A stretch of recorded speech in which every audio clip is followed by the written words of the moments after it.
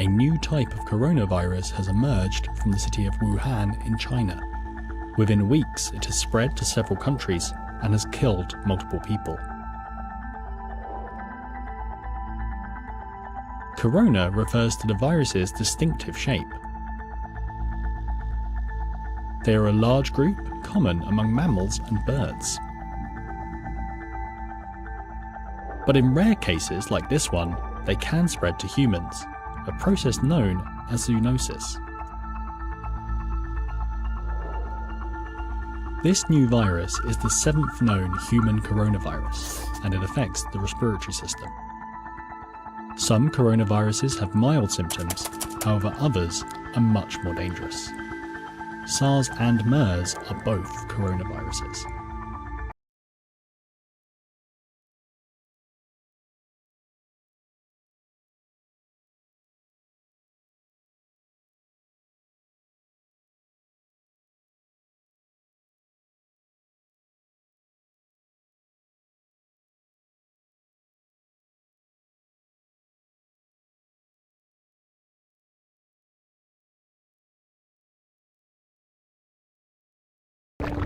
The disease spreads through small droplets that are expelled from the nose or mouth when a person with COVID-19 coughs or exhales.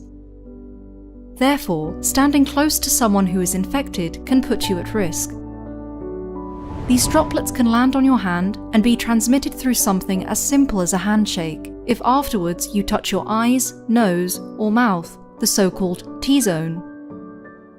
The virus is known to survive on different types of surfaces, so touching these contaminated surfaces and then touching your T-zone brings a high risk of infection.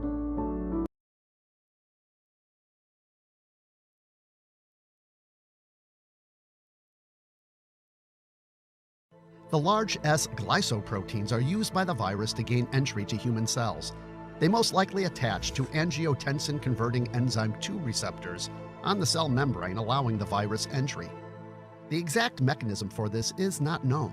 Most likely, as shown here, the human cell ingests the virus in a process known as endocytosis. Once inside the cytoplasm, the endosome opens to reveal the virus's genetic material, a single-stranded RNA. The virus hijacks the cell's machinery to replicate the RNA in N proteins and uses the endoplasmic reticulum to form its M protein outer layer and the all-important S protein. After replication, the virus is carried by the Golgi bodies out of the cell in a process known as exocytosis, so that it can infect other cells. Meanwhile, the stress of viral production on the endoplasmic reticulum eventually leads to apoptosis, or cell death.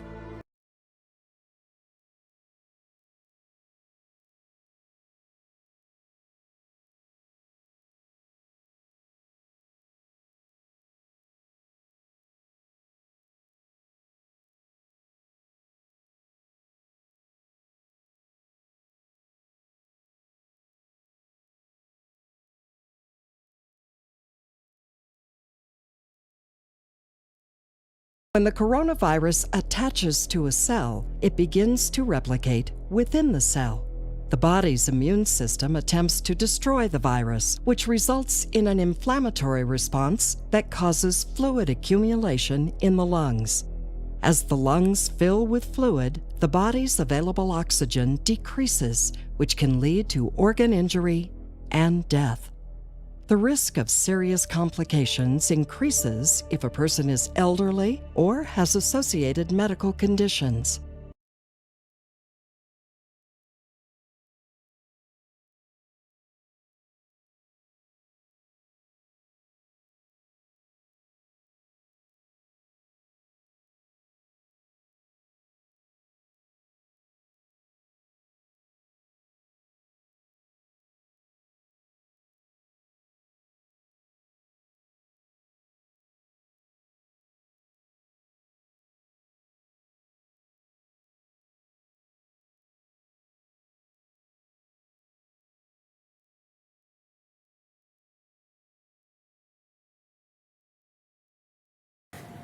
So this is the second case for which the sampling will be taken by Dr. Ravikant again. So is getting ready. So it's almost ready. Sanitizing the hands with sanitizer.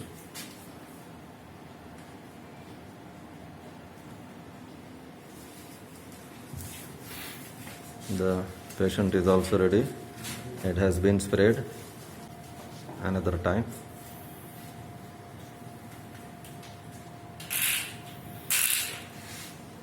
So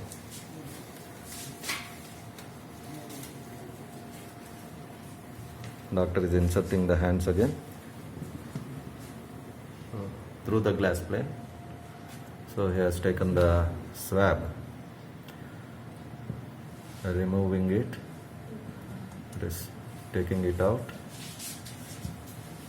and that is the swab with which the sample is taken from the throat.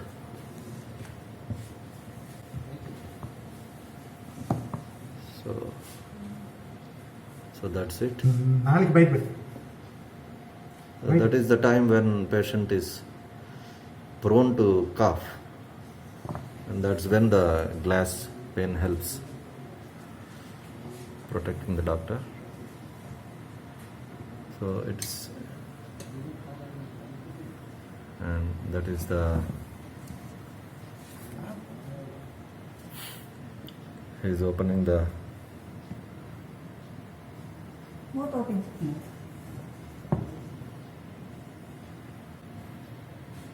so it is introduced into the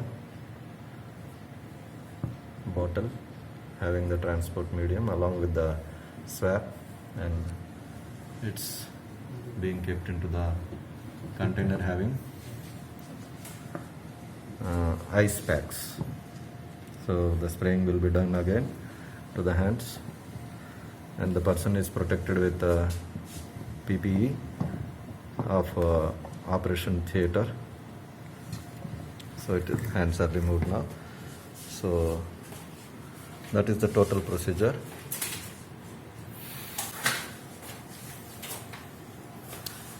Thank you.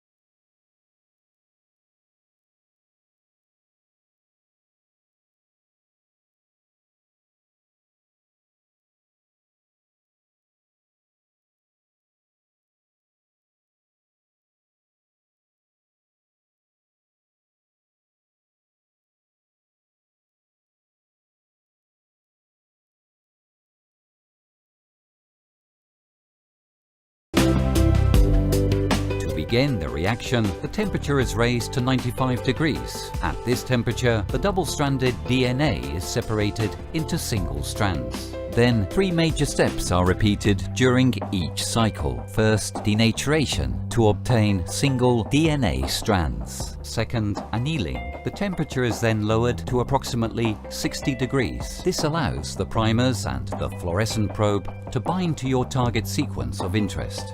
And third, extension. Between 60 and 72 degrees, the polymerase extends the primers and cleaves the probe, which generates an increase in the fluorescent signal proportional to the amount of amplified product. After 1 cycle of PCR, there are twice copies of the target DNA. These steps are repeated through around 45 cycles.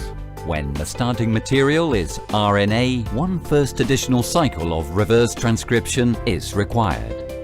The real-time PCR reaction requires the following components: Taq DNA polymerase, reverse transcriptase, primers, probe, DN-TPS, MgCl2, magnesium chloride, buffer, stabilizers, internal control. ViaSure real-time PCR detection kit contains the following components: well strips with all the previous reactives in a stabilized format, positive and negative control, rehydration buffer to reconstitute the stabilized product, water RNA SE DNA SE free, optical caps for sealing wells during thermal cycling. Molecular diagnosis unit consists of 4 areas: nucleic acids extraction, pre-PCR, setup, PCR, amplification and results interpretation. The first area aims to process potentially infectious samples and subsequent extraction and purification of nucleic acids with the RNA-DNA ViaSure extraction kit. We recommend to dilute stool samples before extraction and use the supernatant to perform DNA-RNA extraction. Homogenize the fecal sample, collect a pea size and transfer to a 2 ml vial with 200 microliter of RNase DNase free water, PBS or physiological serum. Vortex the sample and centrifuge. Samples are lysed at elevated temperature in the presence of lysis buffer and proteinase K. Transfer the supernatant to the 2.0 ml collection tube. Then add lysis buffer and proteinase K and vortex vigorously. Incubate 10 minutes at 65 degrees and then 10 minutes at 95 degrees. After optimal binding conditions are adjusted by the addition of isopropanol, the lysate will be applied onto the mini-spin column and DNA-RNA bonds to the surface of the filter membrane. Add binding buffer and mix by pipetting or vortexing. Incubate the sample at room temperature and transfer the lysate onto the column mini-spin column set. Centrifuge and discard both the filtrate and the RTA collection tube. Then place the column mini-spin column into a new RTA collection tube. Contaminations and enzyme inhibitors are efficiently removed during the following wash steps, while the nucleic acids remain bound to the membrane of the mini-spin column. Add wash buffer 1, centrifuge and discard. Add wash buffer 2 and centrifuge. Repeat this washing step once. Centrifuge to remove ethanol residues and discard the filtrate and the RTA collection tube. The nucleic acids are finally eluted from the membrane using elution buffer. Place the column mini-spin column in the sterile 1.5 ml collection tube. Add elution buffer preheated at 65 degrees. Incubate at room temperature and centrifuge. Discard the column mini-spin column. Store the DNA-RNA sample at 4 degrees for immediate use or preserve from -20 to -80 degrees for longer periods. The sample is ready for the next area.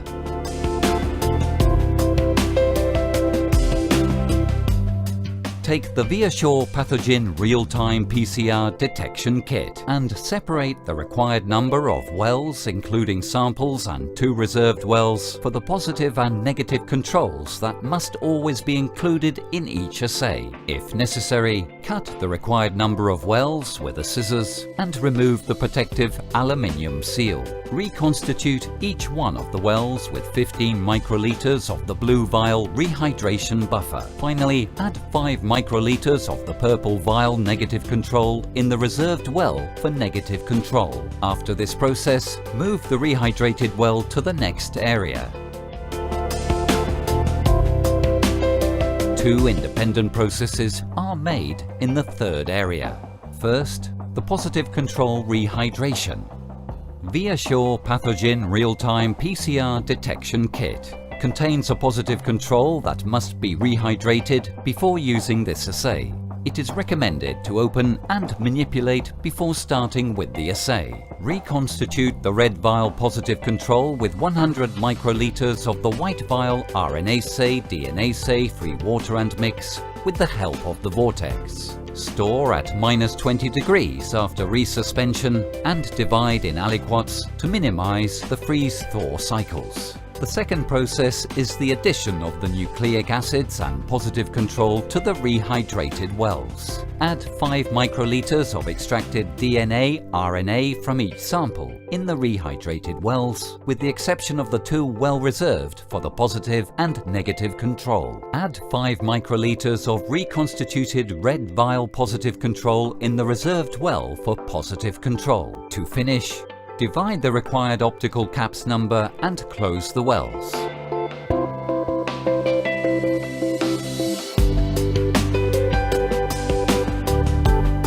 After this process, move the plate to the real-time PCR equipment. Place the plate in the thermocycler, program the thermocycler and start protocol. When finished, analyze the results with the software installed in the equipment.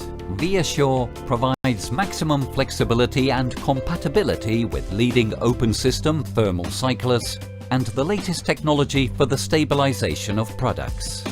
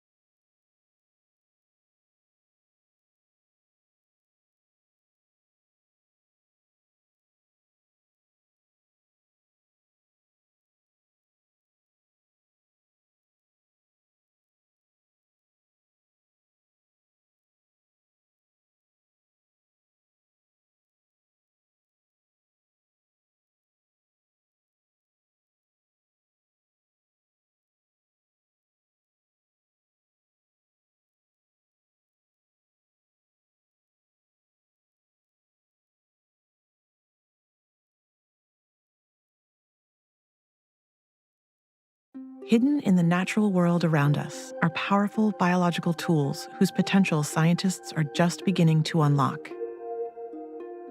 For billions of years, bacteria have been under attack from viruses. But bacteria developed clever defense mechanisms to remember these viruses and fight back. Recently, scientists harnessed one of these natural tools called CRISPR-Cas9 and created a powerful gene editing technology with the potential to treat human disease. But Cas9 isn't the only CRISPR tool with applications for human health. A team of scientists found that a cousin of Cas9 called Cas13 can be harnessed to actually detect human disease. Here's how Cas13 works in its natural environment. First, it hunts for viral RNA using an RNA guide. When it finds its viral target, Cas13 becomes activated. In some circumstances, it cuts any RNA it encounters, a process termed collateral cleavage. It is this mechanism that scientists at the McGovern Institute, Broad Institute, and Harvard University harnessed to create Sherlock, a highly sensitive tool to detect infectious diseases in humans. Here's how the Sherlock detection system works. First, researchers take a sample from a patient with a possible viral infection, like the flu. Then, they amplify the levels of RNA in it and add reporters that are sensitive to Cas13. Then, an engineered CRISPR-Cas13 is added to the sample. This Cas13 is programmed with a guide RNA that is designed to find only virus RNA and bind to it. When this happens, Cas13 activates its cleaving mechanism and begins randomly slicing nearby RNA, including the reporters. Since each end of the reporter carries a different label, Cas13 separates these two signatures, creating a unique signal within the sample. The sample is then applied to a commercial flow detection system. If the sample is negative for flu, the reporter remains intact and collects at the first detection line. If the sample is positive for flu, it collects at a different location, making a diagnosis easy to spot. So easy, in fact, Sherlock can be used in the field to detect emerging infectious diseases and outbreaks like Ebola virus.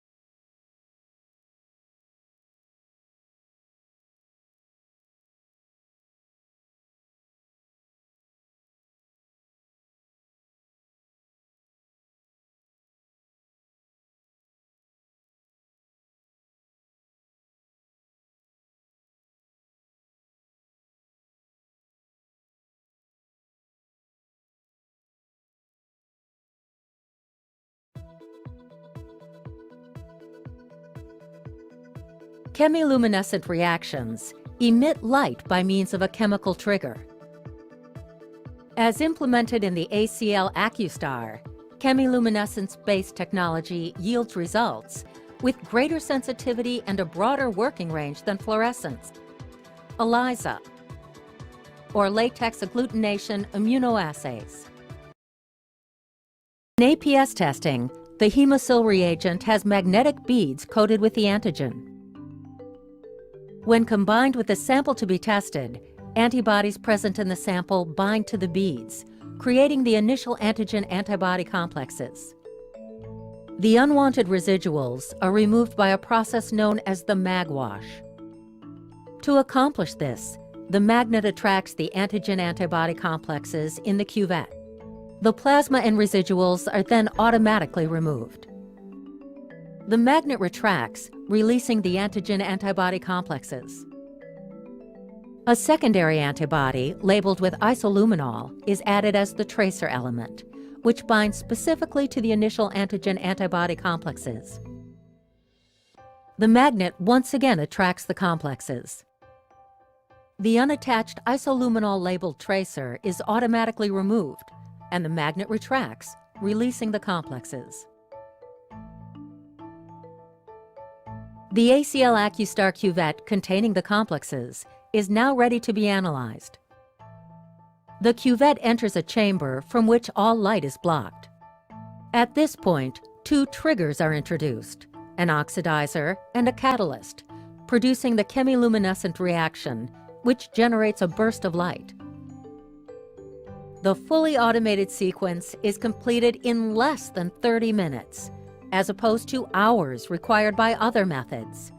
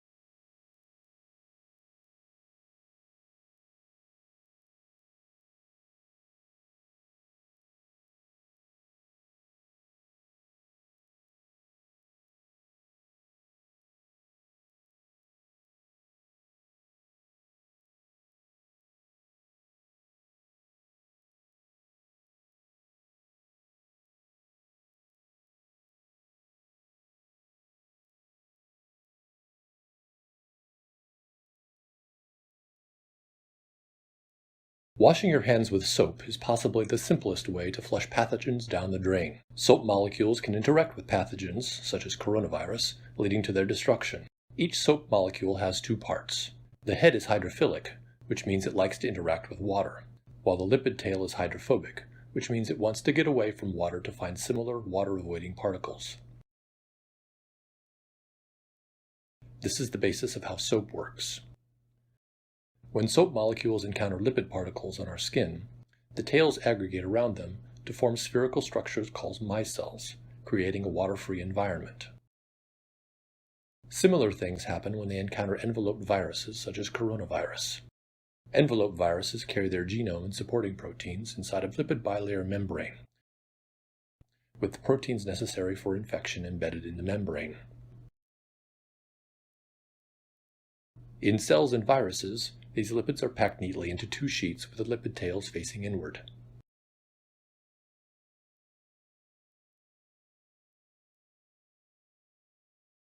The lipid ends of the soap molecules are attracted to the lipids in the membrane. They take advantage of the presence of membrane proteins which can perturb the neatly organized bilayer to insert themselves into the viral membrane. If there is only a small amount of soap, the soap molecules only loosen the membrane.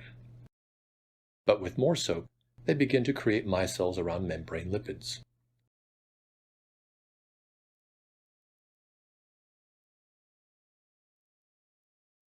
They are also attracted to hydrophobic amino acids in the membrane proteins, extracting them from the membrane. The structural integrity of a virus is essential for infection. So, washing your hands with soap protects you better from infection than washing with only water.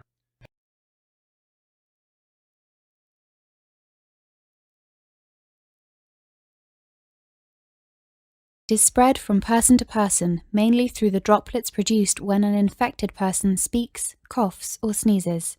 These droplets can land in the mouths or noses of people who are nearby. These droplets are too heavy to travel far in the air.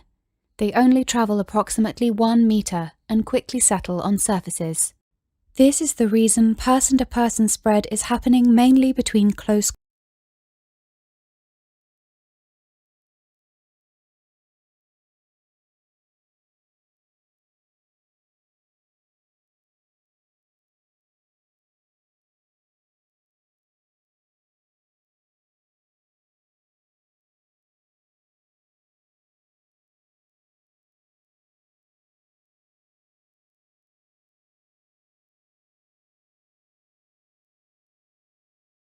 हे भगवान 2020 को delete करके दोबारा install करो, इसमें virus है।